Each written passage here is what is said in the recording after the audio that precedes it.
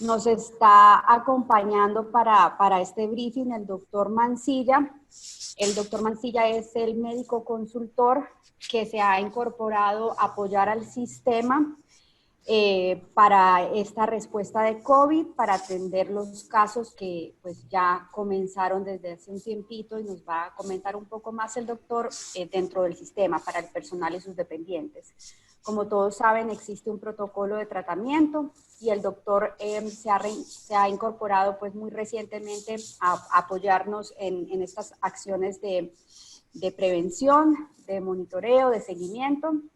Entonces, el escucharlo pues va a ser muy importante para seguir implementando todas las medidas necesarias y pues contribuir al tema y a la prioridad que tenemos todos, que es la prevención. Entonces, doctor Mancilla, le paso la palabra. En cuestión de organización, los colegas del departamento van a estar apoyando, pues yo voy a estar revisando el chat por si tienen alguna duda, algún apunte que necesitemos aclarar con el doctor. Va a haber otro colega revisando cuando se pida la palabra para establecer un poquito el orden y no empezar pues como a intervenir, sino solamente dándole específicamente la palabra a los participantes que quieran. Entonces, muchas gracias a todos. Espero que aprovechemos mucho este espacio. Doctor Mancilla, le paso la palabra. Muchas gracias, Liliana. Solo verificar que me escuchan bien. Sí, yo lo estoy escuchando. Ok, perfecto. Pues buenas tardes a todos y a todas. Mucho gusto de poder estar con ustedes compartiendo en este momento esta sesión de hoy viernes lluvioso, por lo menos aquí en el sector de la ciudad de Guatemala donde yo estoy, y esperando que todos se encuentren muy bien. Mi nombre es Carlos Mancilla y como Liliana muy bien me presentó, soy doctor guatemalteco, especialista en salud pública en emergencias sanitarias, es decir, mi experiencia profesional sobre todo es en contextos de emergencia y en epidemias. He trabajado con varios organismos internacionales, incluido Naciones Unidas, en diferentes epidemias de malaria, de cólera, en epidemias también de ébola. Recientemente estuve involucrado en la epidemia de Zika y actualmente pues trabajando para contribuir a los esfuerzos que todos estamos haciendo frente a esta emergencia sanitaria y esta pandemia de COVID que ya nos está afectando desde hace ya, en Guatemala por lo menos desde marzo, ¿verdad? Pero a nivel mundial desde hace 6 meses. Entonces, sin mucho más, comentarles que surge esta presentación del día de hoy, surge de esa experiencia que yo he tenido en las 2 semanas o 2 semanas y media que tengo de estar trabajando como el doctor referente de COVID para el Sistema de Naciones Unidas en Guatemala. Y durante estas 2 semanas yo ya estoy haciendo una serie de seguimiento, tanto a los casos positivos que tenemos dentro del sistema, como a los casos sospechosos también que están dentro del sistema. Entonces, en base a esta experiencia, yo me di cuenta que muchas de las personas que están teniendo casos positivos o sospechosos vienen de contactos a través de labores que se realizan en misiones en terreno, en reuniones que se llevan a cabo con contrapartes locales, con autoridades locales, con las comunidades propiamente dicho, con los beneficiarios con los cuales están trabajando las agencias. Y es en base a eso que nos damos cuenta que al día de hoy existe un riesgo bien alto en todas esas actividades que se hacen a nivel de terreno. Y repito, por eso es que surge entre conversaciones con la coordinadora residente, con Liliana y otros colegas, de la idea de poder compartir con ustedes y refrescar algunos conceptos y algunas definiciones que siempre es necesario pues mantenerlas siempre en la mente para que no se nos olvide y no bajemos la guardia en cómo prevenir y reducir el riesgo de contagio con el virus del COVID. Entonces, es en base a eso, repito, que sale esta idea. No necesariamente tiene que ser la última, puede ser la primera de muchas, y todo en base, pues, a las necesidades que ustedes tengan en sus trabajos de salir al terreno y mantener las medidas de prevención y protección personal. Voy a hacer una presentación. Y después de la presentación vamos a tener preguntas y respuestas, pero muchas gracias, Liliana, porque alguien esté chequeando el chat, porque generalmente cuando uno está en presentación no está chequeando el chat. Entonces, lo que yo sí diría es que pongan sus preguntas en el chat mientras yo voy haciendo la presentación, y al final de la presentación podemos hacer esa revisión de preguntas que hayan puesto ustedes, y yo con mucho gusto responder y clarificar cualquier tema que haga falta. Entonces, voy a empezar ya a compartir mi pantalla. Déjenme ver dónde está el PowerPoint, y ahorita vamos a ver si logro encontrarlo. Un momentito, por favor.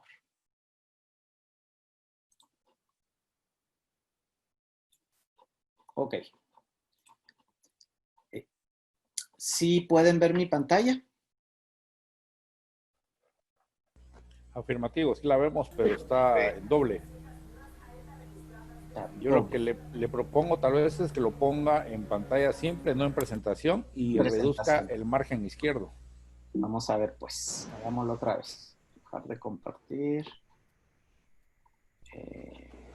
Y no la vamos a poner en modo presentación, sino en modo normal. Ok. Vamos a ver. Voy a volver a compartir de nuevo. A ver cómo nos va esta vez. ¿Cómo lo ven ahora? Perfecto. Ahora puede reducir la columna izquierda si la desea reducir. Ahí vamos. Bueno, no, ya, ahí vamos. Muy bien. Entonces sí pueden ver el slide completo, ¿verdad? El primero. Ok. Bueno, pues entonces, como digo, la presentación son orientaciones prácticas para la prevención y protección personal frente al COVID-19. La presentación tiene cuatro capítulos. Voy a empezar con unos conceptos claves sobre el virus y sobre la forma de contagio del virus para refrescarnos. Acuérdense, colegas, que este virus es nuevo, tiene 6 meses, 7 meses tenemos de estar conviviendo con este virus, y cada día aprendemos algo nuevo. Cada día existe una publicación nueva de la Organización Mundial de la Salud o de alguna universidad o de algún investigador sobre el virus y cómo se contagia y cómo se previene. Entonces, por eso es importante también mantenernos actualizados, y este tipo de sesiones como hoy se enfoca en este plan de actualización que vamos a estar haciendo constantemente con esos conceptos nuevos, esas definiciones nuevas y esas actualizaciones que vienen desde los académicos y de las instituciones científicas. Vamos a luego hablar sobre el análisis del riesgo de contagio a nivel individual, es decir, lo que se llama la percepción de riesgo, que es algo sumamente importante para cualquier tema de enfermedad infecciosa. Esto no solo es para el COVID, esto aplica para el dengue, para el chikungunya, para el Zika, para cualquier tipo de enfermedad infecciosa. Tener un análisis de riesgo personal. Tercero, ya vamos a entrar entonces en materia sobre las orientaciones generales para la prevención y protección del personal, sobre todo cuando se sale a terreno, y finalmente terminaremos con preguntas y respuestas. Entonces, empiezo con los conceptos claves sobre la forma de contagio. Empecemos recordando una cosa. Los coronavirus o el coronavirus COVID pertenece a una familia de virus que se llaman efectivamente los coronavirus. Es decir, el COVID-19 no es el único coronavirus existente en el mundo. Más bien, es el último coronavirus que se ha identificado y que se ha descubierto que afecta a los humanos. Pero realmente no es el primero. Existen otros coronavirus, como por ejemplo el H1N1, o existe el otro que se llama el coronavirus de la infección del Medio Oriente. Es decir, hay varios. El último que tuvimos fue el H1N1, que causó una epidemia o una pandemia no tan fuerte como esta, hace como 5 o 6 años, en 2014-2015. Pero entonces recuérdense que el coronavirus es uno de tantos virus que ya existen en el mundo, es el último, y que es causante de estos coronavirus, sobre todo causan afecciones de tipo respiratorio, como el resfriado común, pero también pueden llegar a producir enfermedades más graves como la bronquitis, una neumonía, un síndrome de respiratorio agudo severo, inclusive puede llegar a la insuficiencia renal y como sabemos también, hay un bajo porcentaje de personas que pueden fallecer debido a esto. Los porcentajes, gracias a Dios, son buenos para el coronavirus COVID-19, donde sabemos ya que el 80% de las personas tienen la enfermedad tipo leve. ¿Qué es tipo leve? O sea, llega a tipo resfriado común o una pequeña infección tipo bronquitis. A eso me refiero con leve. Es decir, no necesitan hospitalización, no necesitan ir a un centro médico, simplemente con medidas paliativas como antigripales, paracetamol para la fiebre, reposo, mucho líquido, es suficiente para que las personas se recuperen. El 20% son personas que tienen la enfermedad moderada. Moderada significa que ya necesitan ir a ver a un doctor, necesitan que les receten tratamientos un poco más fuertes como antibióticos y otro tipo de medicinas para poder mejorarse. De este 20%, solo un 10% necesita ir al hospital, o sea, solo un 10% necesita ir al hospital para que le pongan oxígeno por una cánula respiratoria, y de este 10% que va al hospital, solo un 5% termina en la unidad de cuidados intensivos con lo que se llama ya una terapia respiratoria invasiva, es decir, cuando la persona ya le intuban y le ponen un respirador mecánico. Entonces, realmente no es una enfermedad fatal, pero por otro lado, sí es una enfermedad muy contagiosa.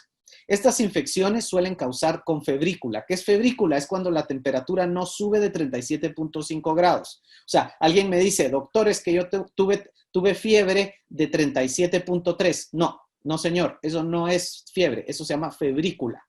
Inclusive la febrícula no necesita ni siquiera tomar paracetamol, ni ibuprofeno, ni nada. Es algo que en general los médicos no tratamos. Simplemente reposo, tome mucho líquido, se puede poner unos trapitos, unos pañitos de agua fría en la frente, pero no hace falta ni siquiera tomar. Luego ya está la fiebre, que es cuando se tiene una temperatura mayor a 37.5. Ahí sí es donde entran todos los antigripales, el paracetamol, el ibuprofeno, la neomelubrina para bajar la temperatura.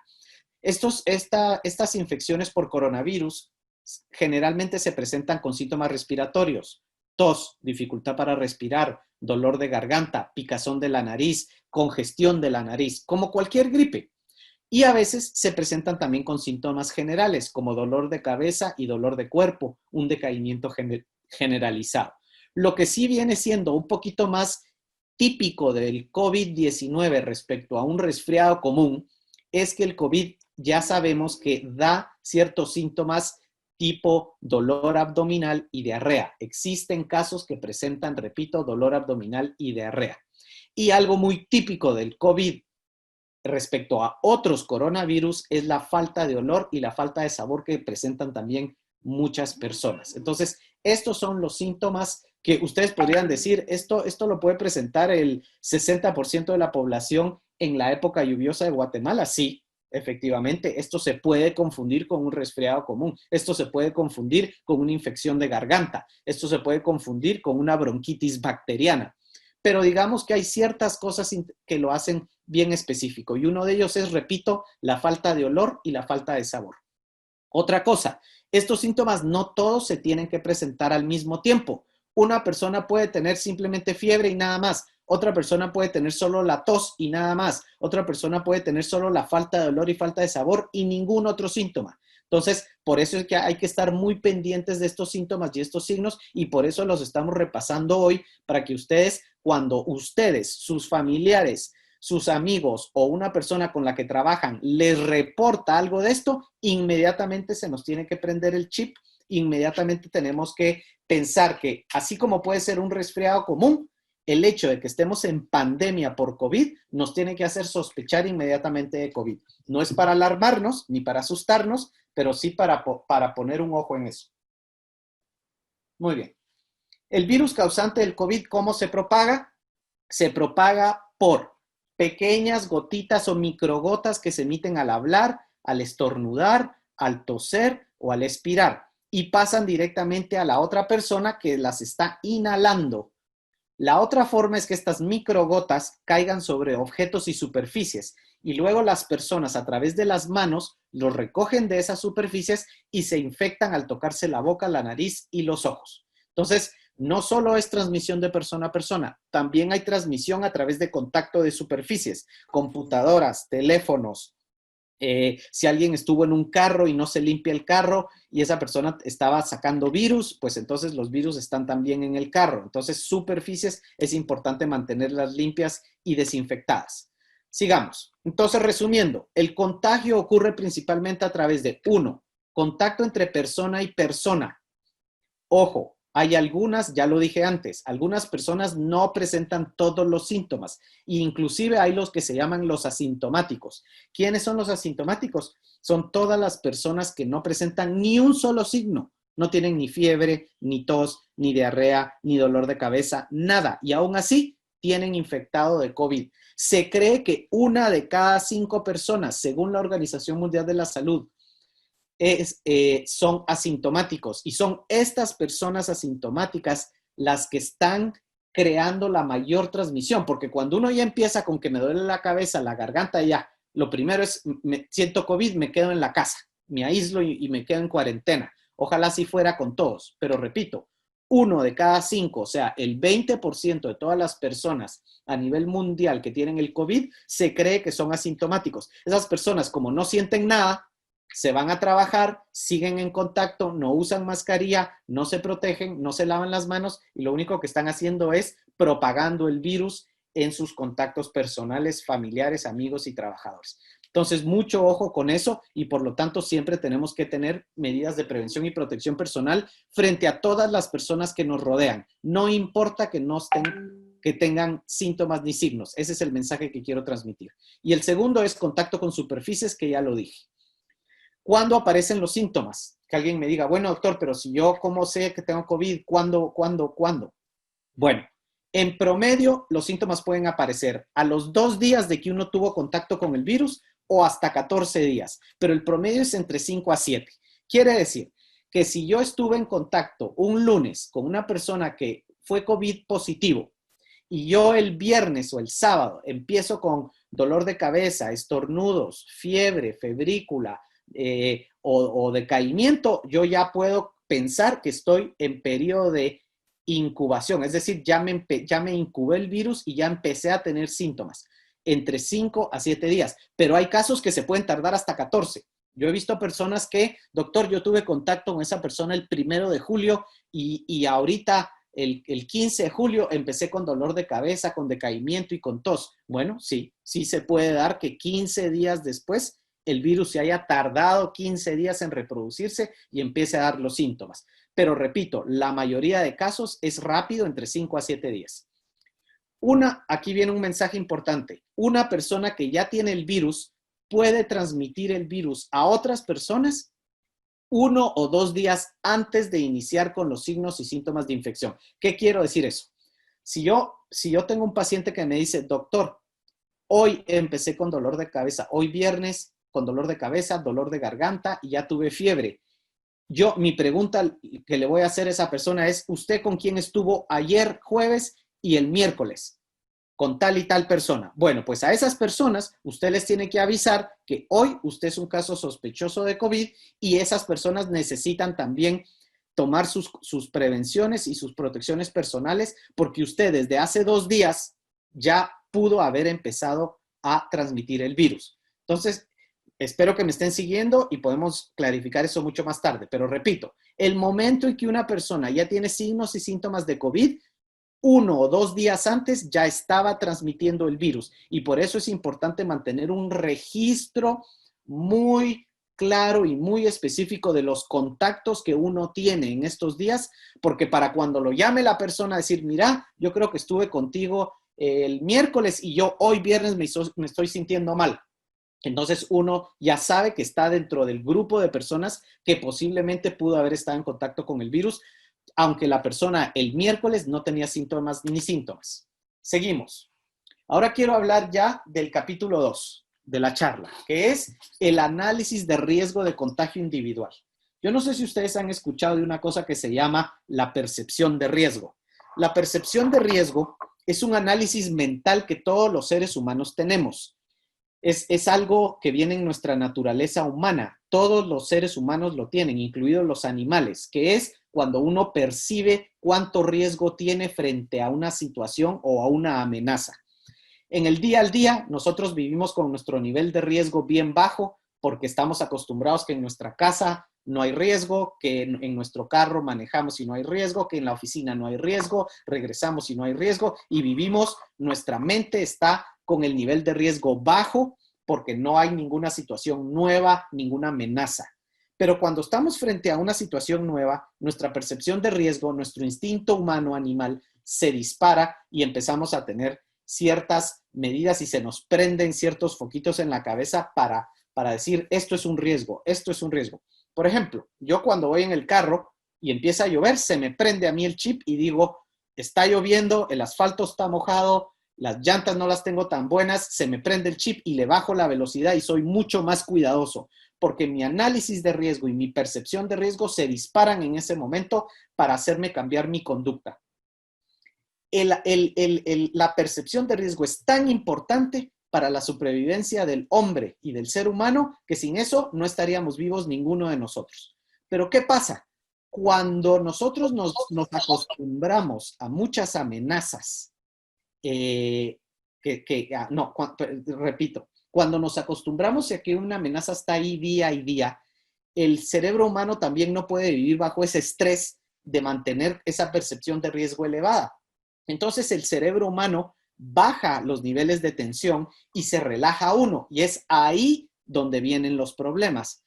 Y voy a poner un ejemplo. El Zika o el dengue o el chikungunya. Es una enfermedad que todos la conocemos. Vivimos en un país donde el dengue, el chikungunya y el Zika es endémico y sabemos que hay los mosquitos y que nos tenemos que cuidar de los mosquitos. Bueno, la pregunta aquí les repito, ¿cuántos de ustedes salen de su casa echándose todos los días repelente y con manga larga y asegurándose de que no les pique ningún mosquito? ¿Cuántos de ustedes lo hacen al día? Yo, por ejemplo, no lo hago. Y esto que a mí me dio dengue 2 veces y si me llega a dar una tercera vez es hemorrágico. Entonces, ¿qué pasa? La percepción de riesgo baja porque el cerebro humano también nos programa para bajar ese nivel y no vivir en tensión. Pero eso es un problema porque entonces no somos conscientes del riesgo al que nos estamos enfrentando. Con COVID es lo mismo. Si nosotros creemos que no nos va a dar COVID, que en la aldea donde yo trabajo, en el pueblo donde yo trabajo, en el barrio donde yo trabajo no hay casos, entonces mi cerebro automáticamente baja el nivel y me relajo. Y entonces, no, me voy a poner la mascarilla, pero me la pongo a medias. No me voy a lavar las manos porque aquí no hay nadie con COVID que yo sepa en mi casa, ni con mis vecinos. Y entonces baja el análisis de riesgo. Entonces, por favor, estoy haciendo este énfasis muy importante porque no podemos dejar que el cerebro desactive nuestra percepción de riesgo frente al COVID. Tenemos que mantener en alto la alerta mental individual de cada uno de nosotros, reconociendo de que cualquier persona que estemos en contacto con ella puede ser un caso de COVID. Puede ser un caso asintomático o puede ser una persona que esté en sus 2 días antes de que le aparezcan los síntomas. Entonces, por favor, repito, la percepción de riesgo es muy importante. No bajen la guardia. No permitan que su cerebro, después de ya 3, 4 meses de estar en aislamiento y en confinamiento y que nos bombardeen con tantos mensajes de lavado de manos y mascarillas, no, yo ya me voy a relajar porque yo necesito bajar la guardia. No, ese no es el momento de bajar la guardia, porque el riesgo de contagio depende de 2 cosas que están puestas ahí en la lámina. Número 1, la fase de la epidemia en cada localidad. Hay 3 fases de epidemia de COVID. Fase 1, casos esporádicos. Eso es cuando hay un caso en 1000 personas. Obviamente ya no estamos en ese caso en Guatemala. Nos podemos olvidar de la fase 1. Eso ya pasó. Fase 2, casos por conglomerado o lo que se llaman focos infecciosos. Eso ocurre cuando la pandemia ya está controlada y de repente hay un caso en un pueblo porque en una maquila vino un trabajador de la capital y venía de un foco de transmisión alta y el trabajador fue el que metió el virus a la maquila y todo el pueblo se contagió. Pero solo es el pueblo. Eso se llama por conglomerado. Tampoco estamos por conglomerado en Guatemala. Fase 3, transmisión comunitaria, en donde no se sabe dónde están los focos y cualquier persona puede transmitir el virus. Esa es la fase en la que estamos en Guatemala. Dicho eso, ustedes saben que hay un mapa donde en todos los días el gobierno reporta un mapa por municipio en donde pueden ver el color rojo, el color amarillo, el color verde en base a la fase de contagio. ¿Qué quiero decir? Que es cierto que en Guatemala en general estamos en transmisión 3, fase 3, transmisión comunitaria a nivel de país. Sí pueden haber ciertas localidades en ciertos departamentos y ciertos municipios que pueden tener fase 2 y fase 1. Pero repito, tienen ustedes que saber exactamente en dónde están parados, en dónde están trabajando o a dónde se van a trasladar y conocer en ese municipio exacto a donde voy a ir a hacer mi trabajo, está en fase 1, fase 2 o fase 3, porque el riesgo de contagio depende de eso. Y lo segundo, depende del nivel de exposición. Es decir, el nivel depende de sus actividades y de sus tareas que van a realizar. No es lo mismo que yo vaya a un municipio como doctor o como enfermero a tratar pacientes sospechosos de COVID, a que yo vaya a un municipio a hacer una revisión nada más, digamos, de un campo de sembradío, o si voy a ver nada más una fuente a una escuela donde no están yendo niños y estoy haciendo un análisis de la infraestructura. No es lo mismo. Por lo tanto, el nivel de exposición al virus depende de mi actividad laboral y de las tareas que yo tengo que hacer en ese lugar y en esa localidad. Por lo tanto, el riesgo de contagio no es igual para todas las personas y no es igual en todos los lugares. Ese es el mensaje fundamental. Depende de dónde estemos trabajando y qué trabajo estemos haciendo.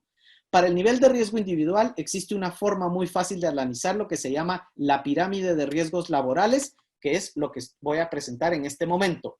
Pirámide de riesgos laborales. Eso cada uno de ustedes lo debe hacer personalmente, individualmente. ¿Quiénes son los trabajadores que están con muy alto riesgo de contagiarse? Son las personas que trabajan en el sector salud, en las morgues, en los hospitales, en las clínicas, en los laboratorios. Esas personas claramente están en el nivel más alto de contagio y por lo tanto están en el nivel más alto de riesgo. ¿Quiénes están en un nivel alto? Personal de apoyo y atención de cuidado de salud, transportes médicos, aquí también entran farmacias, porque ¿dónde va uno a comprar cuando se siente enfermo las medicinas? A la farmacia. Pues aquí entran las farmacias, etc. ¿Quién está en un nivel de riesgo medio? Son todas las personas que están en contacto con el público en general. Escuelas, ambientes de trabajo de alta densidad poblacional, un banco, un supermercado, una tienda, algunos ambientes de alto volumen comercial, los mercados, las personas que viajan en transporte compartido, las personas que trabajan en atención al público, las personas que atienden reuniones con muchas personas. Ay, doctor, es que yo me paso en mi casa todo el día, pero sí me toca ir a reuniones 3 veces a la semana para ir a atender el COCODE local o tengo que ir a la alcaldía municipal a reunirme con el alcalde. Bueno, pues esas son reuniones con muchas personas y por lo tanto usted está en riesgo medio.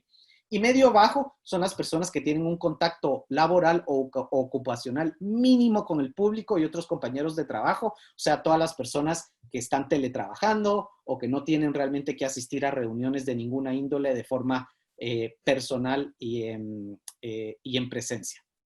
Entonces, cada uno de ustedes tiene que hacer su análisis de riesgo para saber dónde se encuentra y en base a eso tomar sus medidas de prevención y de protección. Pero sumado a eso, y regreso al slide, ustedes tienen que saber la fase de la epidemia en donde están viviendo y trabajando, porque eso también va a influir en sus medidas de prevención y protección personal. Continuemos. Ahora ya hablemos de las orientaciones generales, entonces. Empecemos. No hay vacuna, no hay tratamiento para COVID. Por lo tanto, la mejor forma de prevenir la enfermedad es evitar o reducir la exposición al virus lo máximo posible. ¿Cómo se logra eso? Con distanciamiento físico y con aislamiento social. Si yo me encierro en mi casa, no hay manera de que me contagie. Si yo mantengo distanciamiento físico con las personas y mantengo el 1.8 metros de distancia, no toco a nadie, también estoy protegiéndome. Y obviamente, sumado a eso, la adopción de medidas eficaces para la protección e higiene personal, lavado de manos, uso de gel, complementadas con estrategias de saneamiento ambiental en el ámbito laboral. O sea, lavar, limpiar y desinfectar el carro, limpiar y desinfectar la computadora, limpiar y desinfectar el celular, limpiar y desinfectar cualquier otro equipamiento que yo esté compartiendo con otras personas. Esa es la única forma.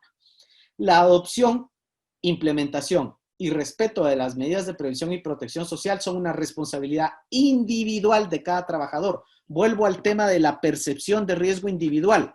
Cada uno de nosotros tiene que ser responsable de respetar, implementar y hacer que se implementen las medidas de protección y personal. Por lo tanto, es una responsabilidad individual, pero también es colectiva para los miembros de un equipo. No sirve de nada que yo, Carlos, esté lavándome las manos con jabón, utilizando gel, usando la mascarilla, manteniendo el distanciamiento social, si me subo a un carro en donde el miembro de mi equipo no está haciendo nada de eso y es una persona que no se cuida, su nivel de percepción de riesgo es baja y piensa que no le va a dar. No me sirve de nada porque esa persona me va a contagiar a mí. Entonces, es una responsabilidad individual, pero es colectiva de equipos en mantener el respeto de todas estas medidas y la implementación de las mismas. Lo otro que es importante es que todo el personal debe tener acceso en suficiente cantidad y calidad de equipo de protección personal, el cual es diferenciado según las funciones y tareas de la persona en base al análisis de riesgo individual. Lo que les decía, no es lo mismo ser un doctor o una enfermera en la emergencia del Hospital San Juan de Dios a que yo sea un monitor de infraestructura en escuelas o un monitor por ejemplo, sembradíos en una montaña, en algún departamento donde no voy a tener contacto con nadie, sino solo voy a hacer una visita de campo. Entonces, no es lo mismo. Y entonces, el equipo de protección personal no es el mismo. Claramente deben de haber diferencias. Por ejemplo, aquí hago el ejemplo, el personal de limpieza y saneamiento de una oficina tiene que usar guantes, mascarilla, careta protectora, overol, botas, gorro, porque está en contacto con potencialmente residuos biológicos. Versus, por ejemplo, la persona que solo se encarga de la recepción de una oficina, en donde esa persona con tener su careta y su mascarilla es suficiente. Entonces, repito, el equipo de protección personal depende del nivel de riesgo individual y de las tareas que cada uno esté haciendo. Y obviamente lo que ya dije antes, y no me canso de repetir, investigar la fase de la epidemia en el lugar a visitar antes del viaje. Ustedes no pueden salir y decir, voy a ir a visitar el pueblo tal, y yo no saber si ese pueblo es color rojo, amarillo, verde o qué está pasando. Debo saber a dónde estoy yendo y esa información, repito, está a nivel pública, oficial, al día, a través de los diferentes medios de comunicación del gobierno. Sigamos. Ahora vamos ya con medidas más específicas. Hablemos del espacio y el distanciamiento físico. Se debe mantener como mínimo 1.8 metros de distancia física entre todas las personas en todo momento y no se debe tener contacto físico. Olvidémonos de saludar. Yo sé que los guatemaltecos nos gusta saludarnos y darnos beso y abrazo y la mano. Bueno, eso se acabó de momento. No se puede. Eso es completamente prohibido.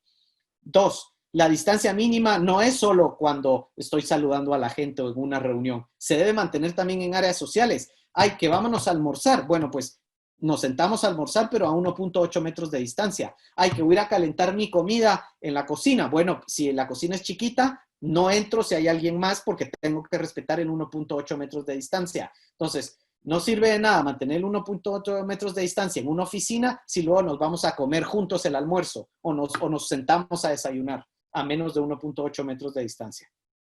Y finalmente, asegurar la ventilación natural en los espacios. Si sé que voy a estar en una oficina o en un espacio, en una alcaldía local o en una reunión con el COCODE, o si voy a estar con los líderes comunitarios o las mujeres comunitarias en una comunidad, me voy a asegurar que esa reunión ocurre en un lugar donde todos podemos estar a 1.8 metros de distancia y además las ventanas abiertas con ventilación natural. Transporte seguro. Este tema es básico, sobre todo para las personas que viajamos y nos movemos a terreno. En transporte compartido, solo se permiten 3 personas como máximo en el mismo vehículo. ¿Qué significa? Hay que hacer los arreglos necesarios para tener más vehículos, porque no se puede, ya no podemos ir la misma cantidad de personas. 3 personas, el chofer y 2 personas atrás, dejando el espacio de en medio vacío para que pueda haber una distancia. Claro, ustedes me van a decir, doctor, aquí no se está manteniendo la distancia de 1.8 metros. No, no se está manteniendo. Pero por eso, justamente, hay una indicación aquí que dice que todas las personas deben mantener su mascarilla en todo momento dentro del vehículo, justamente para intentar disminuir el riesgo de contagio. Antes de viajar, esas 3 personas que se van a subir al carro, se debe preguntar y verificar si tienen signos o síntomas de COVID, especialmente fiebre, tos, dolor de garganta, dolor de cuerpo, todo lo que yo ya revisé. Si alguien tiene cualquiera de estos síntomas, esa persona no puede viajar en el carro. Es más, esa persona ni siquiera debería de estar trabajando, pero eso lo vamos a ver luego. Entonces, antes de subirse al vehículo, se hace una revisión de personas que van a subirse y de un control de los signos y síntomas que pueden tener esas personas antes de subirse al carro. Todas las personas, ya lo dije antes, usan mascarilla en todo momento y se debe mantener un registro de las personas que viajaron juntos. Eso, ¿a qué me refiero con un registro?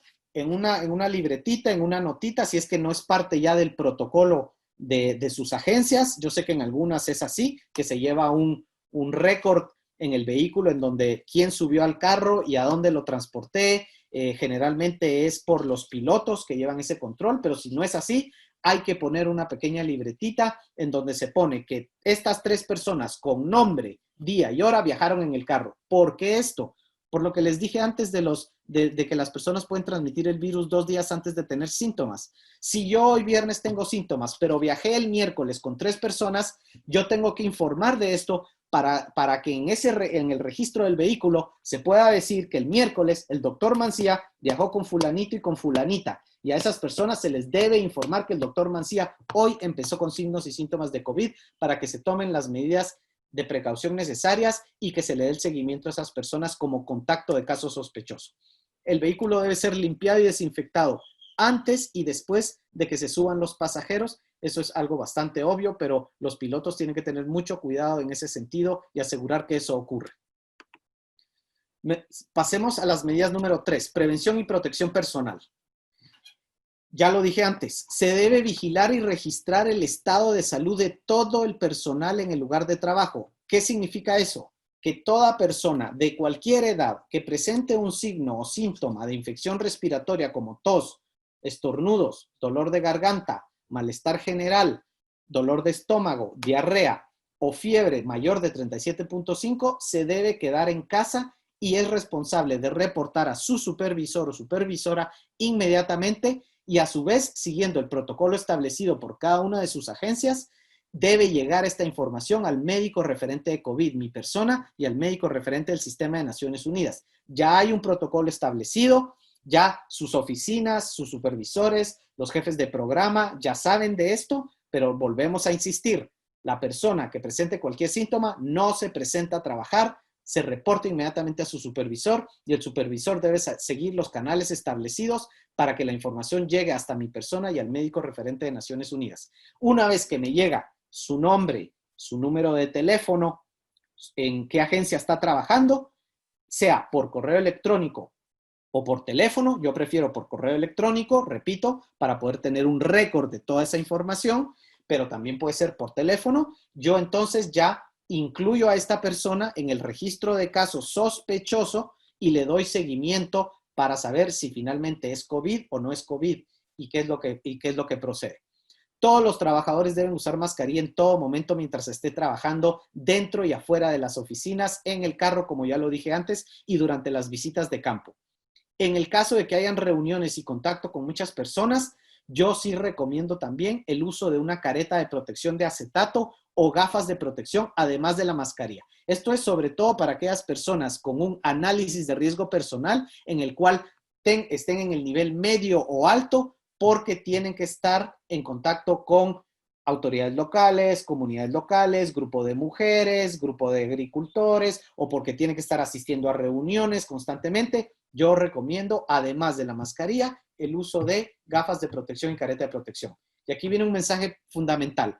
Lavarse las manos con agua y jabón antes y después de retirarse la mascarilla y la careta o gafas de protección. Muchas personas, yo las he visto con la mascarilla, con la careta re bien, y antes de, y lo que veo es que cuando ya están en un lugar seguro, se retiran la careta, se retiran la mascarilla y se soban la cara porque les está picando la mascarilla, sin lavarse las manos. No sirvió de nada tener mascarilla, no sirvió de nada tener la careta de protección, las gafas, si no nos lavamos las manos antes de tocarnos la cara una vez que nos quitemos el equipo de protección.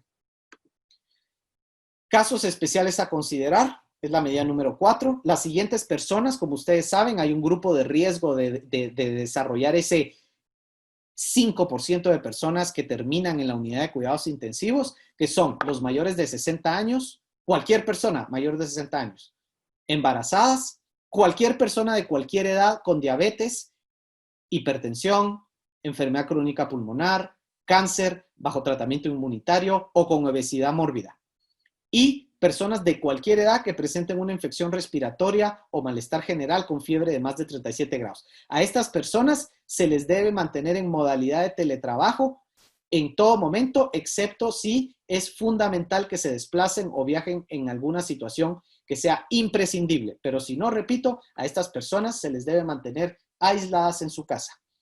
Higiene personal, en las medidas número 5. El lavado de manos regularmente, sobre todo antes y después de retirarse la mascarilla, como dije antes, y el uso de gel regularmente, sobre todo en aquellos lugares donde no es posible lavarse las manos. Que ustedes me digan, doctor, es que me voy a ir de terreno y me voy a ir a meter a la montaña y ahí no hay donde lavarse todo el tiempo. Pues se lleva su gel con alcohol al 70% y está constantemente utilizando el gel si no se puede lavar las manos. Pero sí quiero decir algo aquí bien importante. El gel no reemplaza el lavado de manos. Entonces, si ustedes me preguntan, ¿qué es mejor?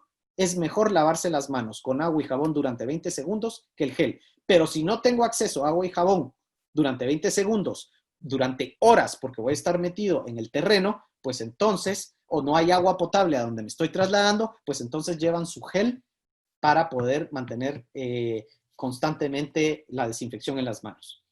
En caso que se requiera compartir equipo de cómputo, computadoras, celulares, impresoras, cualquier otro tipo de equipo, el usuario debe asegurar la limpieza y desinfección de los mismos utilizando las toallitas desinfectantes o el mismo gel con una servilleta. El gel se le echa al equipo antes de que el siguiente usuario haga uso del equipo. Eso aplica si ustedes le van a pedir prestado el teléfono a alguien y mira, préstame para una llamada.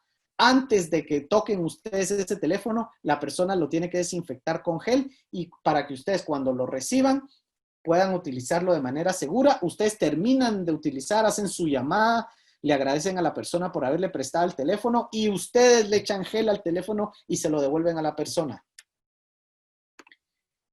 Y finalmente, con eso quería terminar y ya abro para preguntas y respuestas y que podamos tener un tiempo de plática con todos. Así que adelante, colegas. Muchísimas gracias, doctor. Aquí hay varias preguntas y también varias expresiones de agradecimiento por la información tan importante. Entonces, empecemos, voy a tratar de empezar en orden.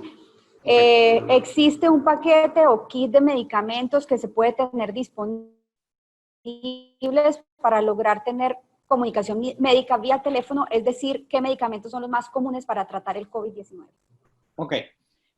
No existe un kit como tal, aunque en las farmacias ahora comerciales están haciendo su negocio vendiendo el kit COVID, pero la verdad es que yo no lo recomiendo. Repito bien, no hay tratamiento para el COVID. Lo que hay son medicamentos para aliviar los síntomas que da el COVID. Entonces, si le da fiebre, podemos utilizar paracetamol, ibuprofeno, neumelubrina. Si le da dolor de cabeza, lo mismo, ibuprofeno, paracetamol. Si le da diarrea, tiene que hidratarse y tiene que tomar suero de rehidratación oral o líquido, mucho líquido. Si le duele el cuerpo, con un ibuprofeno también le va bien. Entonces, ¿qué estoy diciendo? No hay tratamiento para el COVID. Hay medicamentos para tratar los síntomas. Que le da una infección sobreañadida al COVID, eso sí ocurre. Ustedes han escuchado que están dando antibiótico a las personas con COVID. Sí, señor. Pero eso no es porque el antibiótico mata el COVID. Eso es porque a esa persona, además de COVID, le dio una amigdalitis bacteriana. Entonces le tienen que poner acitromicina. O es porque a esa persona, además del COVID, le dio una neumonía por neumococo. Entonces le tienen que dar claritromicina. Entonces, el antibiótico es solo cuando hay una infección sobreañadida al COVID. Por eso es súper importante que a los primeros síntomas, que nos quedemos en casa, que hagamos reposo, que tomemos nuestro paracetamol, nuestro ibuprofeno, nuestros antigripales, para que esto no desarrolle a una infección bacteriana, porque ahí es donde entran las complicaciones. Y que mejor nos quedemos descansando, reposando, que el cuerpo y las defensas hagan su trabajo, y que el cuerpo se recupere y seamos del 80% de los pacientes, que es solo, repito, como una gripe fuerte o como una bronquitis leve. Sigamos. Gracias. Próxima pregunta es, ¿cuán seguro es usar la mascarilla por tan largo tiempo? Ejemplo, en un día de misión pasamos mínimo 7 horas en el carro de ida y vuelta. Y también había una pregunta relacionada con eso, con el uso de que había mascarillas desechables, entonces que si esas no se podían reutilizar. No, no hay ningún riesgo con usar la mascarilla por largo tiempo. Piensen ustedes en todo el personal médico que trabajamos en los hospitales, los cirujanos que pasan operando 12 horas. Eso no tiene ningún riesgo. Lo que sí quiero decir aquí es que las mascarillas sí tienen un tiempo de vida útil. Y generalmente depende de las horas que se usen. Entonces yo les voy a dar un tip, una recomendación. Yo a la mascarilla le pongo primero mi nombre para que no se confunda con la de mi esposa, ni con ni las de mis hermanos, ni nada. Entonces con nombre mi mascarilla, con fecha y con hora. Y entonces yo utilizo mi mascarilla aproximadamente 40, 45 horas y luego me la cambio. Porque más o menos eso es lo que duran las mascarillas. Repito, 40 horas de uso. Entonces yo voy controlando y digo, ay, esta mascarilla la empecé a usar el lunes 20 de julio y he salido tantas veces y la utilicé durante 5 horas todos los días, entonces en esta semana van 25 horas de uso de mi mascarilla. Me quedan todavía unas 15 horas más de uso. Entonces mi recomendación es que entre 30 a 40 horas de uso por mascarilla, pónganle su nombre, fecha y hora para seguir el control. Siguiente. Gracias. Otra pregunta es si es posible contagiarse varias veces de la COVID. Ok. Al día de hoy, la misma Organización Mundial de la Salud no ha logrado confirmar si existe o no la reinfección por COVID. Al día de hoy, es más, yo les puedo decir, porque hoy estuve viendo la actualización, es parte de mi trabajo mantenerme actualizado, no ha habido ni un caso en el mundo, perdón, no ha habido ningún caso en el mundo de una persona que haya dicho que tuvo COVID 2 veces. Pero por otro lado, la Organización Mundial de la Salud también dice que no existe ninguna persona que tenga defensas de por vida para el COVID, porque después de 2 meses de haber tenido COVID, los anticuerpos, que son nuestras defensas frente al virus, desaparecen completamente del cuerpo de la persona. Entonces, para contestar esa pregunta no se sabe si uno se puede reinfectar, pero lo que sí se sabe es que a los 2 meses uno pierde las defensas que uno había desarrollado. Por lo tanto, teóricamente, sí es posible contagiarse de COVID otra vez porque sus defensas desaparecen a los 2 meses. Siguiente. ¿Es necesario tener careta y gafas o se podría solamente utilizar solo uno o lo otro? Eso ya saben ustedes cómo responderlo. La respuesta es, a ver quién se gana el premio, dependiendo de su nivel individual de riesgo. Entonces, como dije antes, pongo el ejemplo del personal de limpieza. El personal de limpieza tiene que usar gorro, gafas, mascarilla, guantes, botas y overol. Sobre todo el personal de limpieza que está trabajando con residuos biológicos. pero en cambio ese no es el mismo caso para la recepcionista. Una recepcionista con su mascarilla y una careta, ya está. No necesita guantes, no necesita gorro, no necesita. Entonces, necesito mascarilla y gafas. Yo me pongo en la mayoría de ustedes que tal vez está viajando a terreno y tiene que compartir el carro con 3 personas y cuando llega a terreno se va a tener que ver con la contraparte, el técnico local o con el líder local. Si van a estar en contacto así con ese nivel de personas durante un viaje a terreno, sí recomiendo mascarilla y gafas o careta de acetato. Siguiente. Gracias. Hay otro colega que dice, bueno, que está preocupado por el tema del medio ambiente. Dice, ¿cuál es la posición de la ONU sobre el uso de tanto material desechable de prevención? ¿Cuáles son las opciones más sostenibles? Obviamente no podemos dar aquí la posición oficial de la ONU, pero de pronto, doctor, usted nos puede ayudar con opciones más sostenibles que usted recomendara. ¿O? Sí, claro que sí. Y qué buena pregunta, además. Porque sí es un tema, el tema ese de la producción de todos los desechos sólidos que se están produciendo por el COVID. Mi respuesta aquí, más en respeto al medio ambiente y haciéndole honor a mi papá, que era un medioambientalista en Guatemala, es usar mascarillas que se pueden lavar, esterilizar, o que traen ya los filtros para que uno se los vaya cambiando cada 30, 40 horas, en vez de estar usando las que son desechables. Ese sería mi consejo. ¿El alcohol sería mejor que el gel para llevar en spray?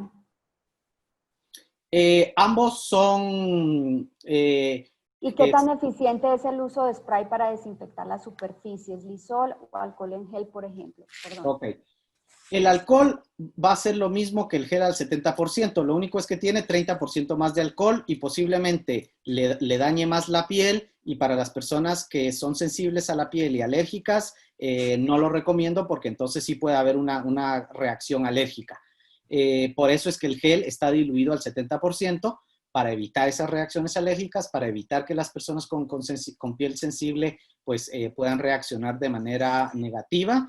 Y por otro lado también está el hecho de que el gel se evapora más rápido en las manos al ser un líquido, mientras que el gel se mantiene más sobre la superficie de la mano y por lo tanto dura un poquito más. Por eso es que se recomienda el gel versus el alcohol al 100% como líquido.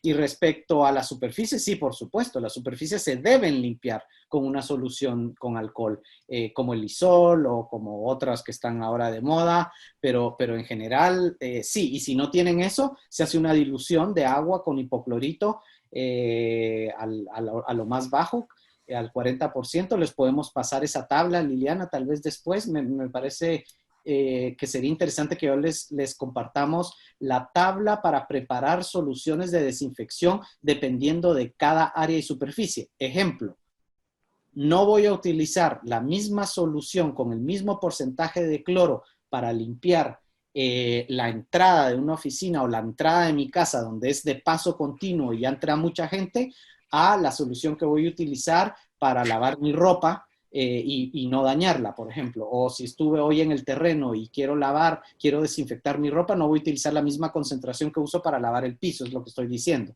Entonces, sería bueno, Liliana, ahí me recuerda de que les compartamos la tabla de preparación de soluciones en base a cada superficie. Perfecto, doctor. En términos médicos, ¿cuál es la diferencia entre signo y síntoma? Signos es algo que usted puede observar, que le aparecen, y un síntoma es algo que usted siente. Entonces, por ejemplo, usted me puede decir, es que doctor, a mí me salieron unas ronchas, ok, eso es un signo. Si le pican, ese es el síntoma. Entonces, esa es la diferencia. Un signo es algo que uno observa en su propio cuerpo, una reacción, y un síntoma es algo que uno siente. Siento cansancio. Ese no es un signo, ese es un síntoma. Aquí hay otra pregunta en relación a las mascarillas y creo que es por el énfasis de que si la única segura es la KN95, quirúrgicas, o también se pueden utilizar de tela. Usted ya ha mencionado que se puede utilizar, pero si quiere hacer algún apunte en cuanto a la N95. Sí, todas sirven, pero vuelvo otra vez. Y aquí, a ver quién se gana otra vez el premio. cada mascarilla está en función del riesgo. Entonces, ¿ustedes cómo van a saber qué mascarilla tienen que utilizar? ¿En base a qué? Van a decidir si es de tela, si es KN95, si es tal.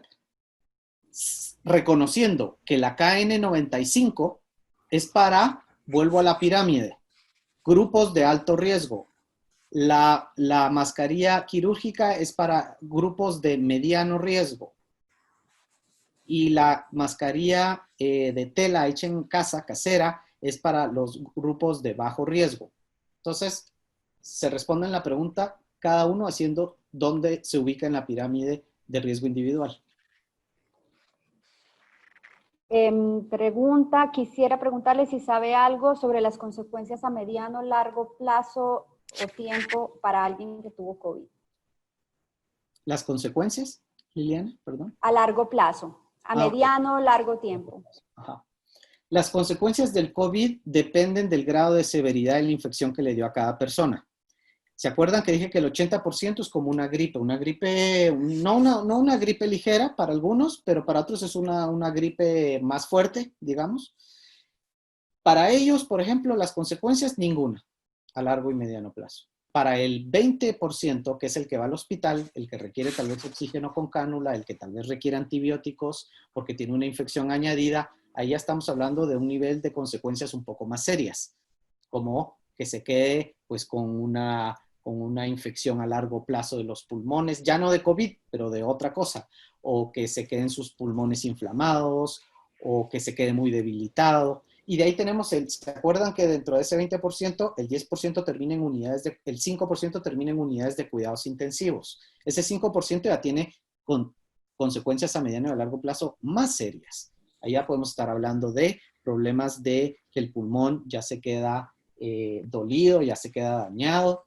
Entonces, esa inflamación hace que el pulmón se quede dañado y que uno tenga problemas luego en el futuro para respirar bien, por ejemplo. Otra consecuencia que se está observando en el COVID, en estos 5% de casos que terminan en unidades de cuidados intensivos, son todo el tema del daño renal. Entonces, puede haber insuficiencia renal y la persona se recupera, pero tiene insuficiencia renal.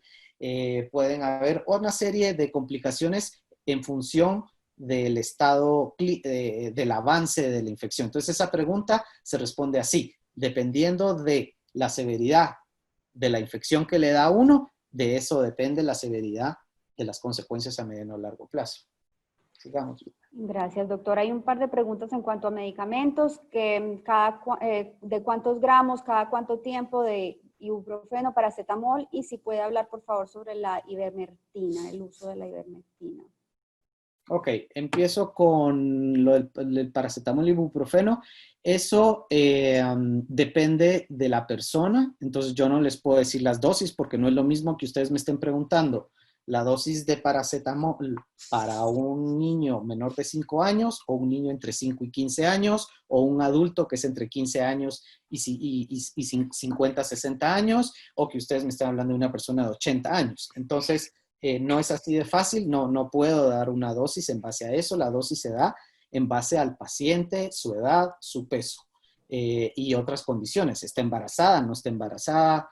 ¿Tiene hipertensión o no tiene hipertensión? Entonces, en eso sí, para eso estamos los médicos y para eso está este servicio de Naciones Unidas para asegurar que ustedes pueden tener unas recomendaciones personalizadas e individualizadas en base a cada uno de sus casos.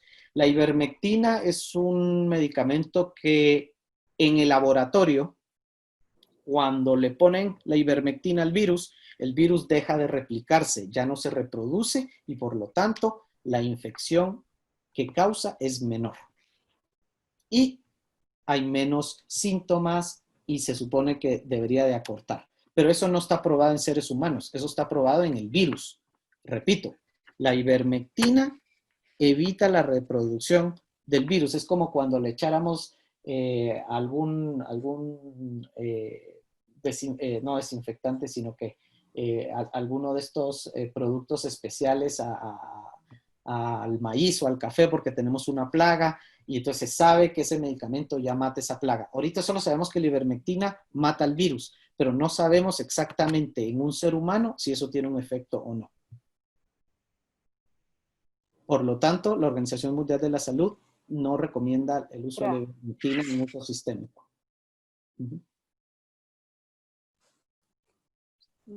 Gracias.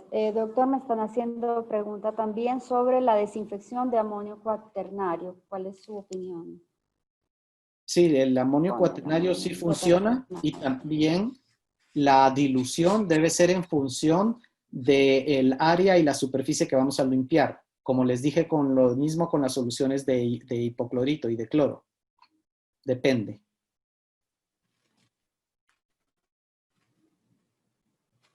Digamos. Bueno, hay otra pregunta de una persona con nivel 1 de presión alta. ¿Qué riesgos corre si está saliendo constantemente riesgo? ¿Puedes repetirme la pregunta, Liliana, por favor? Una persona con nivel 1 de presión alta, ¿qué riesgos corre si está saliendo constantemente de emisión a terreno?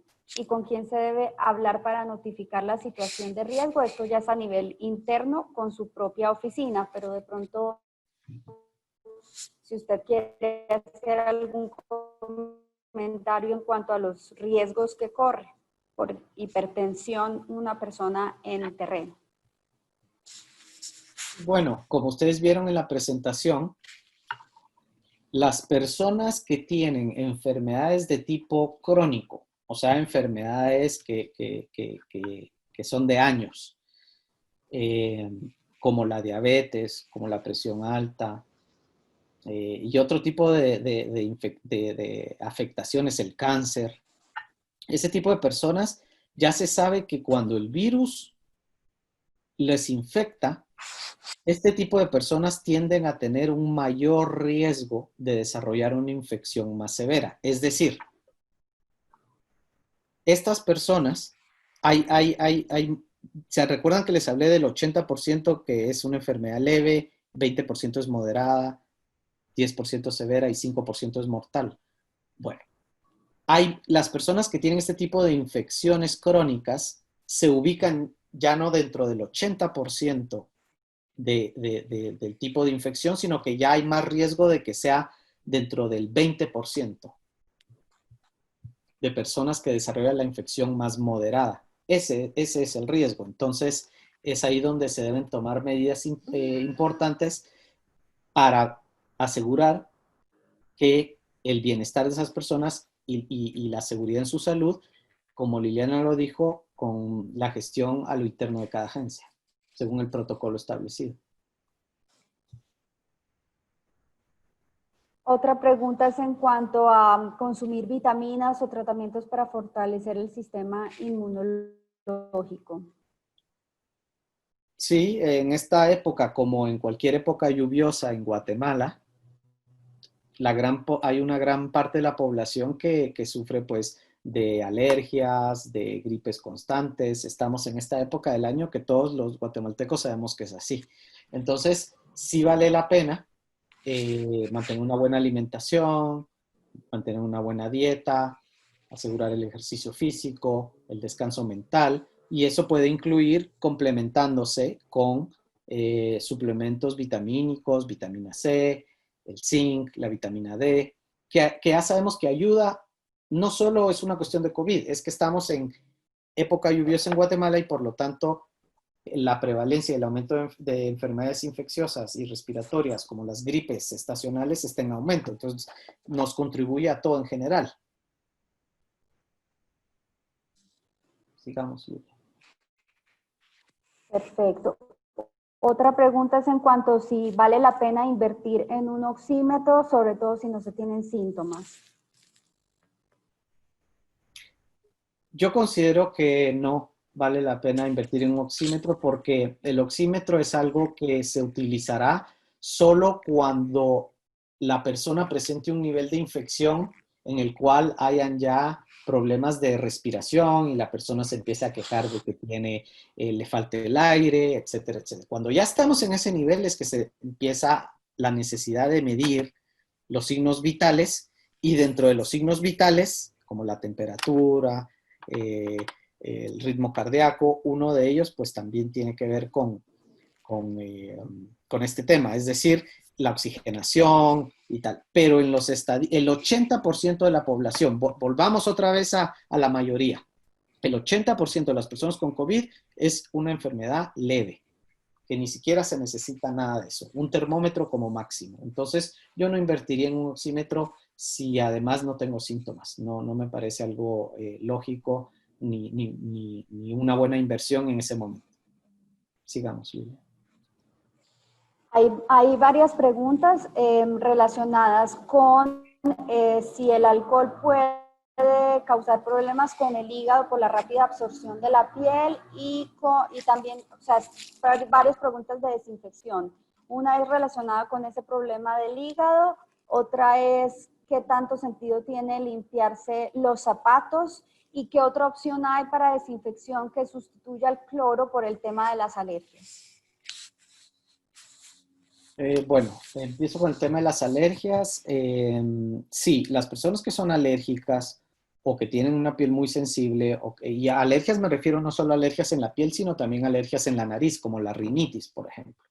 Entonces, esas personas tienen que tener más cuidado y alternativas es no utilizar el alcohol que venden normal en las isopropílico de las farmacias, sino utilizar por ejemplo, otros productos como el gel, repito, el gel al 70% es menos fuerte, entonces tiene menos riesgo de crear una alergia o de reactivar una alergia a las personas que son más sensibles, pero también hay otras opciones más leves, ¿no? Venden también un alcohol que se llama el alcohol hospitalario, que es el que, no sé si los que han podido ver, es el alcohol que algunas veces habrán visto en las clínicas o en los hospitales, que es como de color rosado. Ese alcohol le llaman alcohol, pero realmente tiene un porcentaje menos de alcohol, pero aún así es una muy buena alternativa para asegurar la limpieza y la desinfección de las superficies. Dentro de esas preguntas había otra? Había otra relacionada con los problemas de hígado por la absorción de alcohol en la piel y otra con el tema de qué tan útil es la limpieza de los zapatos. Ok. Respecto a lo del hígado, no. El uso correcto del alcohol, como lo estamos proponiendo y como se propone desde la Organización Mundial de la Salud, que es en las diluciones adecuadas según a lo que se va a limpiar, que les vamos a mandar la tabla para que puedan hacer ustedes sus soluciones en la casa de forma correcta. Y si se usan las medidas de higiene que se deben aplicar cuando se manejan este tipo de productos, como sería o utilizar guante, y si no hay guante, pues entonces lavarse las manos inmediatamente con agua y jabón.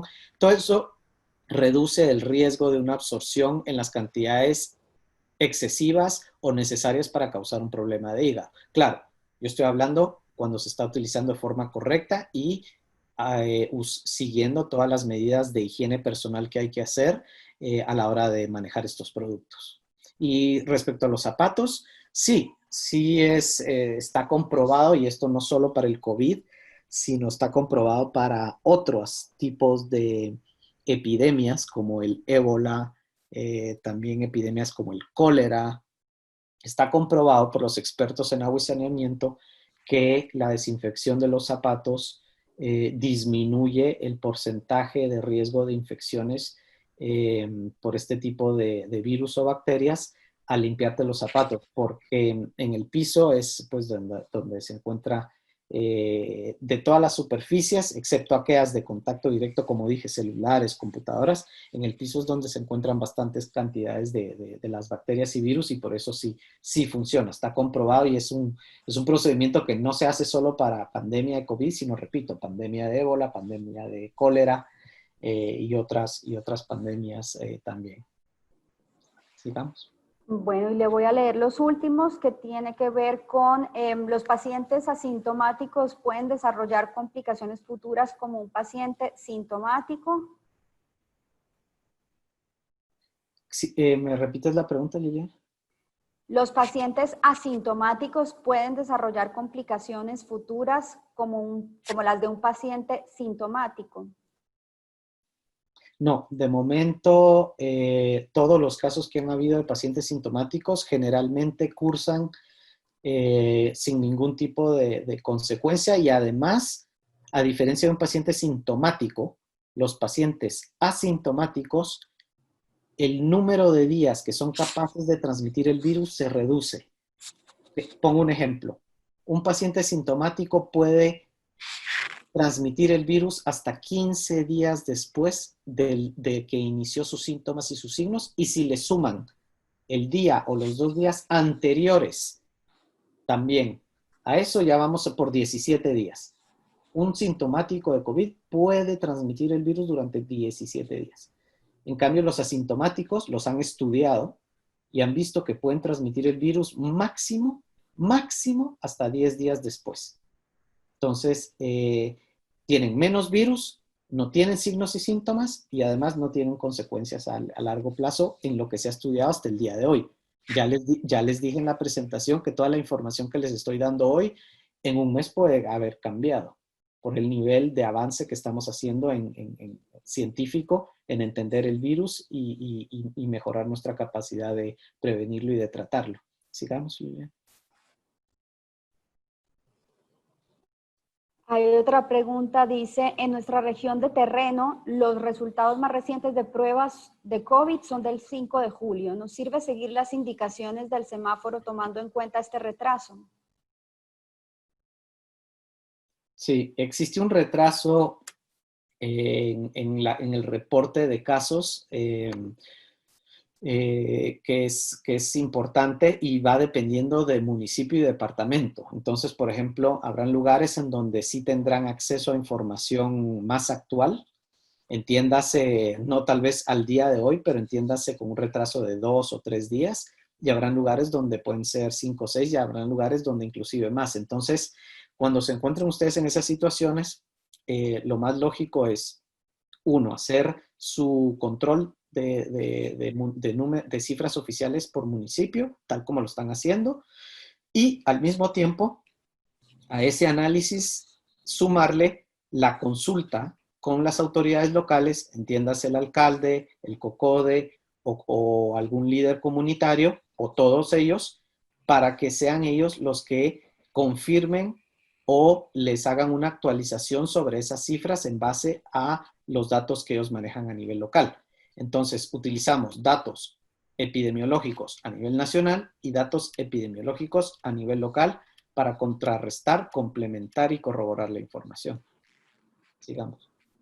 Perfecto. La última pregunta es con máscaras autofiltrantes, si las que tienen válvula de exhalación para reducir humedad y calor, que han dicho que no deberían utilizarse ya que pueden transmitir a través de la válvula. Es algo que estuviera protegida, y si solo se puede utilizar la FFP2 y FFP3 para evitar la transmisión, o existen otras.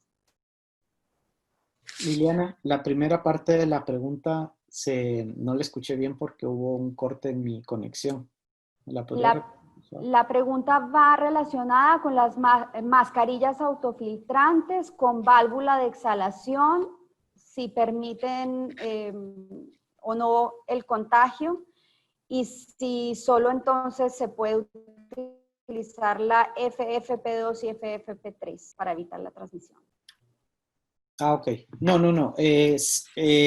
Ambas mascarillas que menciona la persona son viables y cada una tiene sus especificaciones, digamos, respecto al uso y respecto al nivel de protección, pero ambas se pueden considerar las versiones, digamos, más seguras de mascarilla. Ambas protegen del COVID, cada uno de forma diferente, y por lo tanto el uso de una con válvula o la otra sin válvula depende del trabajo y de la tarea o de la actividad que se va a desarrollar. Y como ya sabemos que ahora nosotros, cada uno de nosotros, cada día que salgamos al terreno, vamos a hacer nuestro análisis individual de riesgo utilizando la pirámide, ya sabremos en qué nivel nos ubicamos, en bajo, en medio, en alto. Y en base a eso vamos a saber el tipo de material de protección personal que tenemos que utilizar, como les dije antes. una NK95 o la que mencionaban con exhalador y autofiltro, todas esas tienen sus especificaciones en base a ese riesgo. Entonces, yo estaría esperando a ver a un doctor, a una enfermera trabajando con un mínimo una NK95.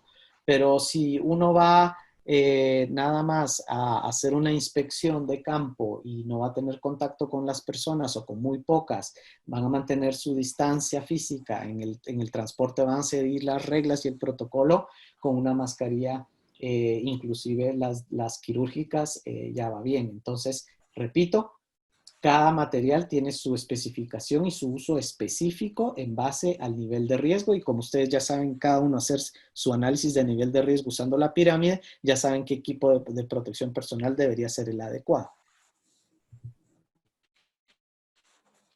Bueno, doctor, las preguntas ya creo que las abarcamos todas. Sin embargo, yo sí quiero recordarles que si hay algo específico que quieran trasladar por tema de interés o por cualquier clarificación que se pueda necesitar, pues esto también un mecanismo puede ser directamente con el doctor, pero también a través de los puntos focales para nosotros gestionar ese tipo de consulta al nivel que sea apropiado, ya sea de salud o ya sea más tema de la organización.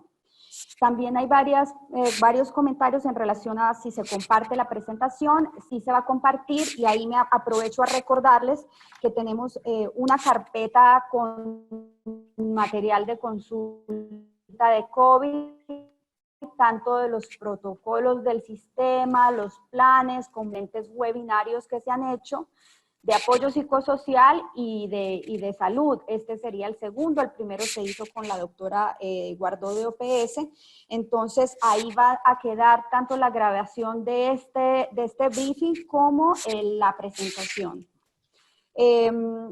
Aprovechar también, recordarles que, bueno, está el protocolo actualizado precisamente de esta semana para tratamientos de casos sospechosos o casos confirmados, que es donde el doctor Mancilla está interviniendo directamente en apoyo al sistema.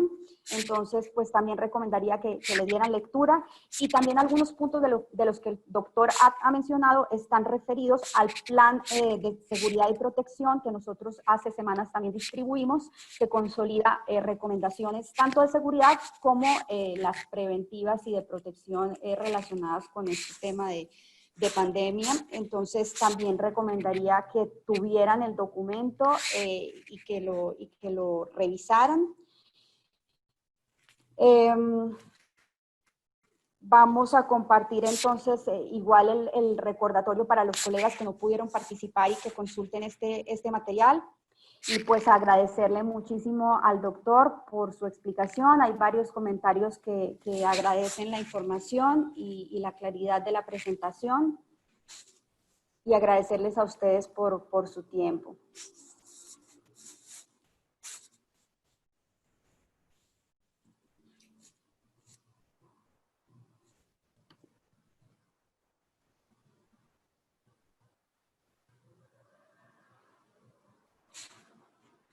Si hay alguien que quiera abrir el micrófono y hacer algún comentario, también está, creo que la posibilidad.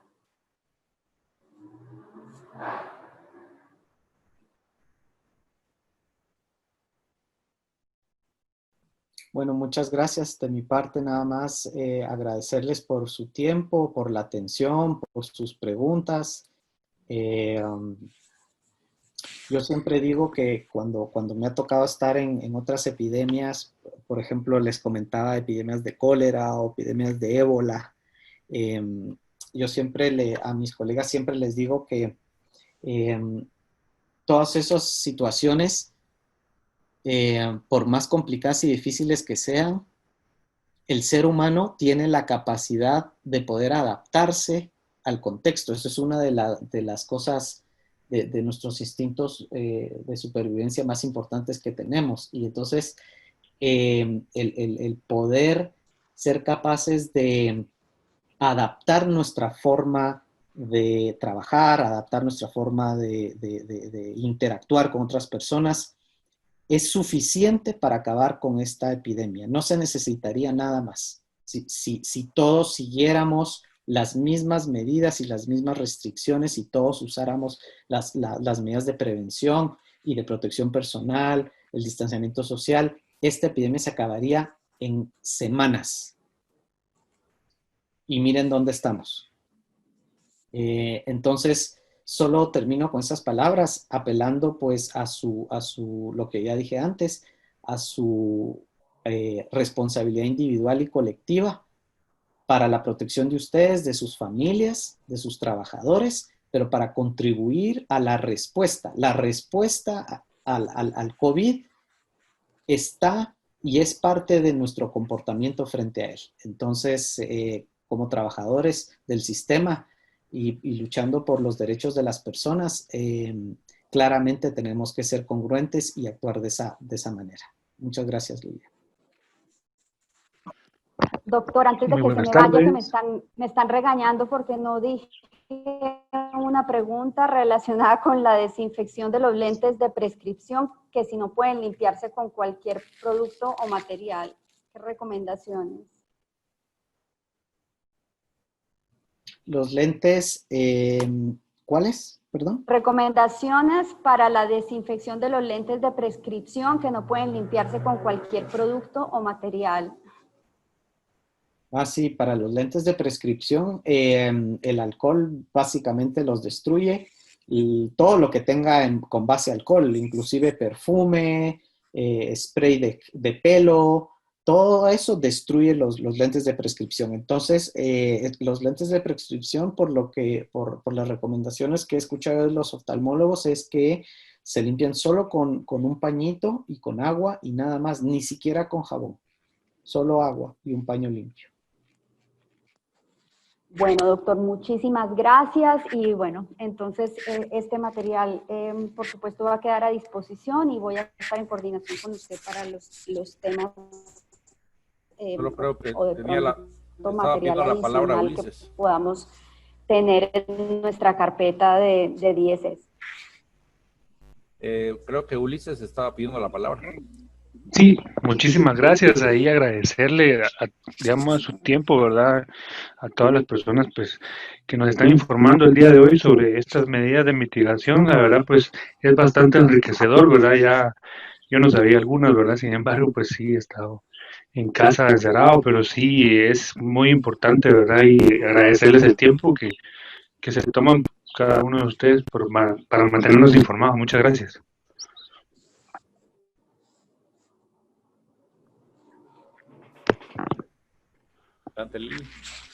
Bueno, entonces finalizamos. Muchas gracias a todos. Cuídense mucho y bueno, seguiremos y esperando la participación de todos, tanto en estos briefings y webinars relacionados con salud y medidas preventivas y mitigatorias, como los webinars que vienen próximamente para hablar de los temas de apoyo psicosocial, porque esto merece, necesita y requiere una respuesta holística para que superemos este contexto tan difícil. Que estén muy bien, cuídense mucho y gracias por esta participación. Gracias, feliz tarde. Hasta luego. Gracias a todos, feliz tarde. Hasta luego. Gracias. Feliz tarde. Hasta luego, gracias. Tarde, gracias. Tarde a todos. Muchas gracias por la información. Gracias.